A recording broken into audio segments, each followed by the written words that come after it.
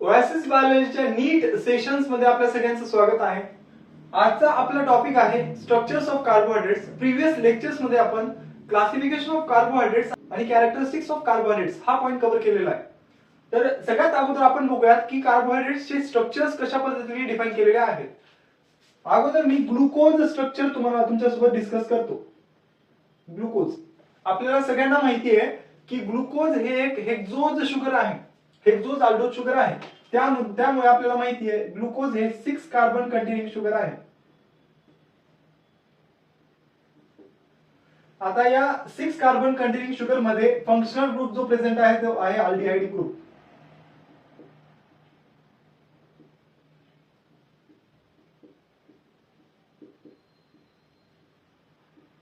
हे आहे ग्लुकोजचं linear structure. Firstly we will study about the cyclic structure of the glucose molecule.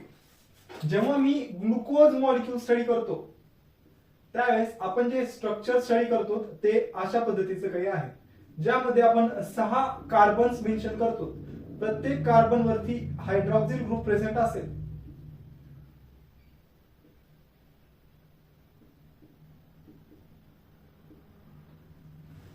हे structure आहे ग्लुकोज मॉलिक्यूलचं. जेव्हा या ग्लुकोज मॉलिक्यूलला आपण स्टडी करतो त्यावेळेस आपल्याला कार्बनला नंबरिंग देता आलं पाहिजे. जसं या ग्लुकोज मॉलिक्यूल मध्ये सगळ्यात फर्स्ट नंबरचा कार्बन हा असेल. या कार्बनला आपण ॲनोमरिक कार्बन म्हणतो. ॲनोमरिक कार्बन हा फर्स्ट कार्बन झाला, हा सेकंड, हा थर्ड, हा फोर्थ, हा फिफ्थ आणि हा सिक्स्थ कार्बन. म्हणजे ओव्हरऑल आपल्याला या स्ट्रक्चरला पाहून हे समजतं की ही एक हेक्झोज शुगर आहे. आता या ग्लुकोज मॉलिक्यूलच्या कॉम्बिनेशन्स पासून खूप सारे पॉलिसॅकराइड्स किंवा डायसॅकराइड्स, ऑलिगोसॅकराइड्स बनतात. त्यामध्ये कोणते बॉन्ड्स प्रेझेंट असतात हे स्टडी करण्यासाठी आपल्याला सायक्लिक स्ट्रक्चर माहिती असतं. खूप प्रॅक्टिस करा. माहिती हा एक केमिस्ट्रीचा पार्ट आहे, बट बायोलॉजी मध्ये ग्लुकोजचं खूप इम्पॉर्टंट रोल आहे. आपल्या बॉडीला एनर्जी जनरेशन करण्याचं, आपल्या बॉडीमध्ये एनर्जी जनरेट करण्याचं काम हा ग्लुकोज मॉलिक्यूल करतोय. त्याचं स्ट्रक्चर आपल्याला माहिती असणं गरजेचं आहे ना. मग आपल्याला काय करायचंय, फक्त या स्ट्रक्चरला प्रॅक्टिस करायचंय. कुठेही जाऊन आपल्याला ग्लुकोज मॉलिक्यूलचं स्ट्रक्चर काढता आलं पाहिजे. HOH, OH, H, HOH, CH2OH, H. Next मोनोसॅकराइडचं स्ट्रक्चर एकदम इझी आहे. आपण जेव्हा ग्लुकोजचं स्ट्रक्चर प्रॉपरली स्टडी करतो, गॅलॅक्टोजचं स्ट्रक्चर आपल्याला इझिली काढता येईल. जेव्हा मी गॅलॅक्टोजचं स्ट्रक्चर काढेल तेव्हा मला सगळं स्ट्रक्चर ग्लुकोज सारखं सेम काढायचंय, similar as that of the glucose molecule. फक्त एकच चेंज ग्लुकोज आणि गॅलॅक्टोज मध्ये मला पाहायला मिळेल. HOH, HOH, OH, H, OH, H, CH2OH, H. म्हणजे या दोन्ही स्ट्रक्चरला जर प्रॉपर ऑब्झर्व केलं तर मला फक्त चेंज एका ठिकाणी दिसतोय की ज्या वेळेस मी ग्लुकोज मॉलिक्यूल काढतो त्यावेळेस फोर्थ कार्बनचा जो OH ग्रुप आहे तो प्लेनच्या खालच्या साईडला असेल, आणि जेव्हा मी गॅलॅक्टोज मॉलिक्यूल काढेल त्यावेळेस जो फोर्थ कार्बनचा OH ग्रुप असेल तो प्लेनच्या वरच्या साईडला असेल. स्ट्रक्चर स्टडी करूयात आपण. आपला फेवरेट मॉलिक्यूल आहे फ्रुक्टोज.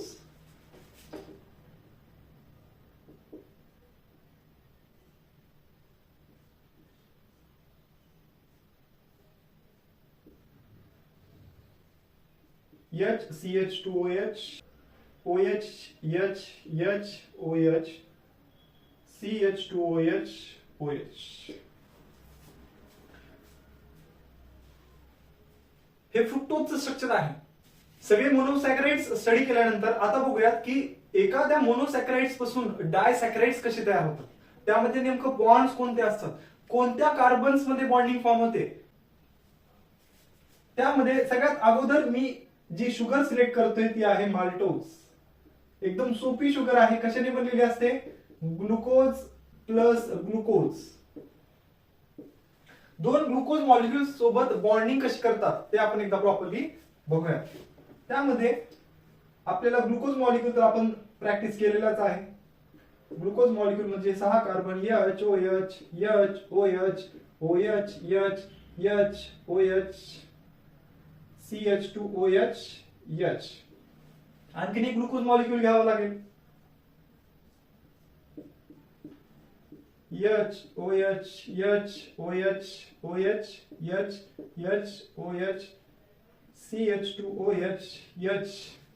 जेव्हा असे दोन ग्लुकोज मॉलिक्यूल एकमेकांसमोर येतात तेव्हा हा झाला आपला ऍनोमरिक कार्बन आणि हा झाला या ग्लुकोज मॉलिक्यूलचा फोर्थ कार्बन. इकडून काउंट करतोय आपण 1 2 3 4 5 आणि 6.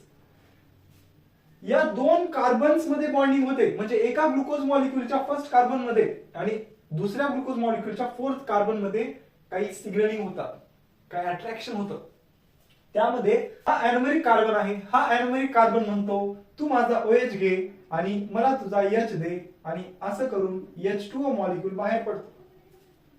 बॉन्डिंग फॉर्म होताना पाणी बाहेर पडायला जेव्हा या दोन मॉलिक्यूल्स मध्ये अट्रॅक्शन होतं, त्यांच्यामध्ये बॉन्ड फॉर्मेशन होतं, त्यावेळेस वॉटर मॉलिक्यूल रिलीज होतो आणि वॉटर मॉलिक्यूल रिलीज झाल्यामुळे त्यामध्ये एक बॉन्ड फॉर्म. कोणतं लिंकेज म्हणतो? ग्लायकोसायडिक लिंकेज.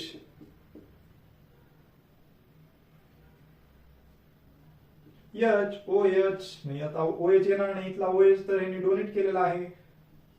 OH OH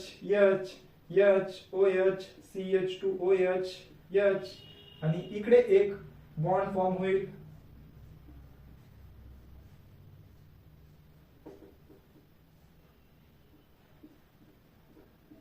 OH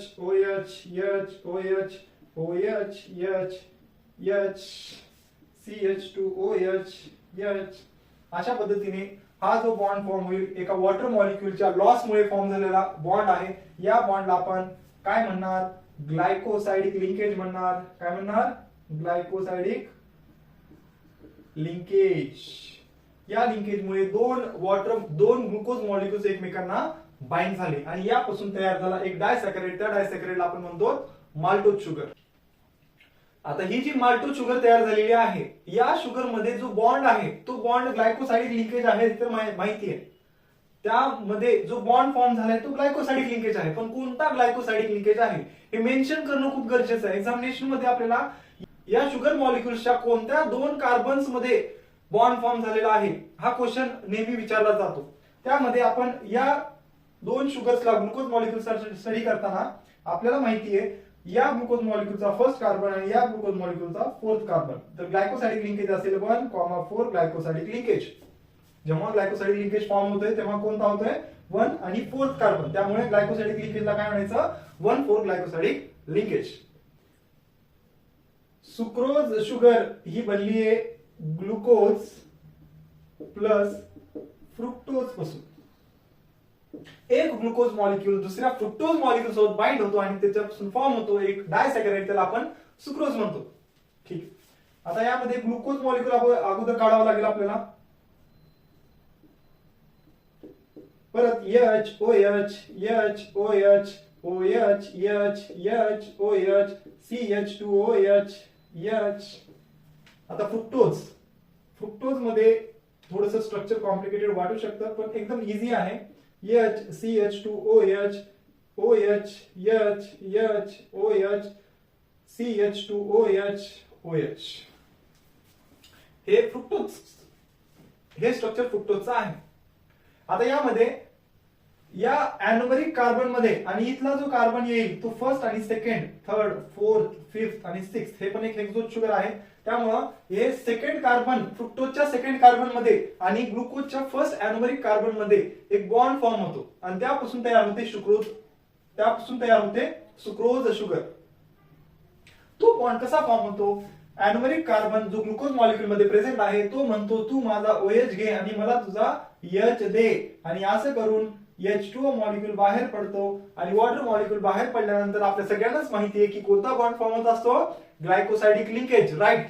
तर आपल्याला या ग्लायकोसायडिक लिंकेजला दाखवण्यासाठी परत स्ट्रक्चर ड्रॉ करावं लागेल. स्ट्रक्चर असेल OH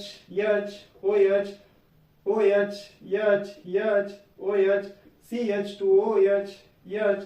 परत इथे फ्रुक्टोजचं स्ट्रक्चर एकदा काढावं लागेल कारण आपल्याला सुक्रोज शुगर काढायची आहे. सुक्रोज शुगर काढायची असल्यानंतर आपल्याला दोन्ही मोनोसॅकराइड्स प्रॉपर काढावे लागतील. CH2OH OH OH CH2OH OH. आता आपल्याला माहिती आहे इथून वॉटर मॉलिक्यूल रिलीज झालेला आहे त्यामुळे इथे फक्त एकच ऑक्सिजन राहणार आणि असा एक बॉन्ड फॉर्म होणार. हा बॉन्ड फॉर्म झालेला आहे ग्लुकोज मॉलिक्यूलच्या अॅनोमेरिक कार्बन मध्ये आणि फ्रुक्टोज मॉलिक्यूलच्या सेकंड कार्बन मध्ये. त्यामुळे आपण या ग्लायकोसाइडिक लिंकेजला 1,2 ग्लायकोसाइडिक लिंकेज असं म्हणतो. हे झालं डायसॅकराइडचं स्ट्रक्चर.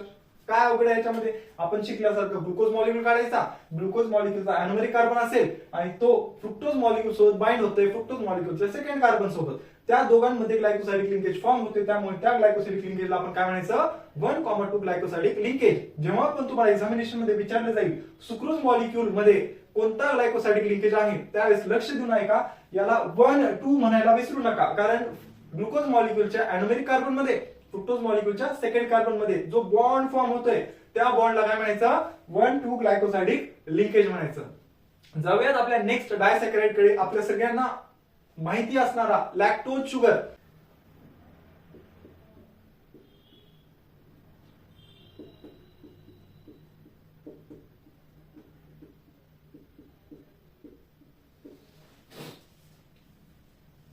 लॅक्टोज शुगर बनलेली आहे ग्लुकोज आणि गॅलॅक्टोज सोबत. दोन्ही स्ट्रक्चर्स आपल्याला फॅमिलियर आहेत. तर आपल्याला काय शिकायचं आता? हे लॅक्टोज शुगर नेमकं बनली कशी आहे त्याचं प्रॉपर स्ट्रक्चर स्टडी करायचं. त्यामध्ये आपण सांगतो ग्लुकोज मॉलिक्यूलचं अगोदर स्ट्रक्चर काढावं लागेल. स्ट्रक्चर आपल्या सगळ्यांना फॅमिलियर आहे. जेव्हा आपण ग्लुकोज मॉलिक्यूलचं स्ट्रक्चर काढतो तेव्हा आपल्याला पार्ट झालेला असेल HOH HOH OH HOH CH2OH H. हे आपल्याला आता पाठ झालेलं आहे. इकडे आपल्याला गॅलॅक्टोज काढायचं. गॅलॅक्टोज आणि ग्लुकोज मध्ये एकच फरक होता, ते आपण आताच थोड्या वेळापूर्वी शिकलेलं आहे की आपल्याला काय करायचंय?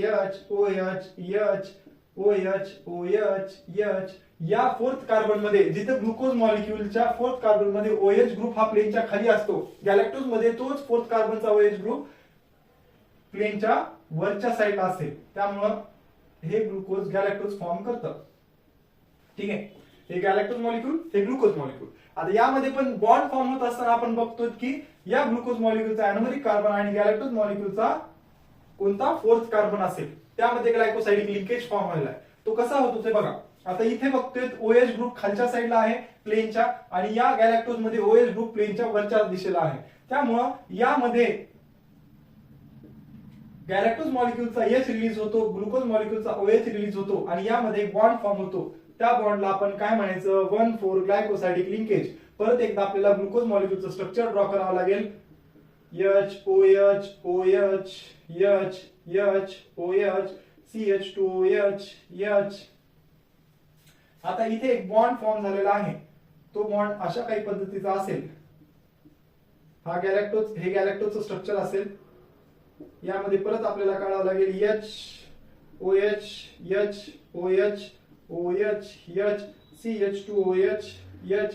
आता हा जो बॉन्ड असेल या बॉन्डला आपण ग्लायकोसाइडिक लिंकेज म्हणतो. कोणता ग्लायकोसाइडिक लिंकेज असेल? या ग्लुकोज मॉलिक्यूलचा अॅनोमेरिक कार्बन आणि गॅलॅक्टोज मॉलिक्यूलचा फोर्थ कार्बन. 1,4 ग्लायकोसाइडिक लिंकेज. नेहमी एक्झामिनेशन मध्ये विचारलं जातं कोणत्या डायसॅकराइड मध्ये कोणत्या प्रकारचा लिंकेज प्रेझेंट आहे. नेहमी लक्षात ठेवायचं माल्टोज मध्ये जे 2 ग्लुकोज मॉलिक्यूल मध्ये लिंकेज फॉर्म होतो ते लिंकेज कोणतं असतं? 1,4 ग्लायकोसाइडिक लिंकेज. जेव्हा सुक्रोज मॉलिक्यूल मध्ये, सुक्रोज शुगर मध्ये ग्लुकोज आणि फ्रुक्टोज मध्ये ग्लायकोसाइडिक लिंकेज तयार होतो तो कोणता असतो? 1,2 ग्लायकोसाइडिक लिंकेज. आणि जेव्हा लॅक्टोज मध्ये ग्लुकोज आणि गॅलॅक्टोज मध्ये बॉन्ड फॉर्म होतो तो कोणता असतो? 1,4 ग्लायकोसाइडिक लिंकेज.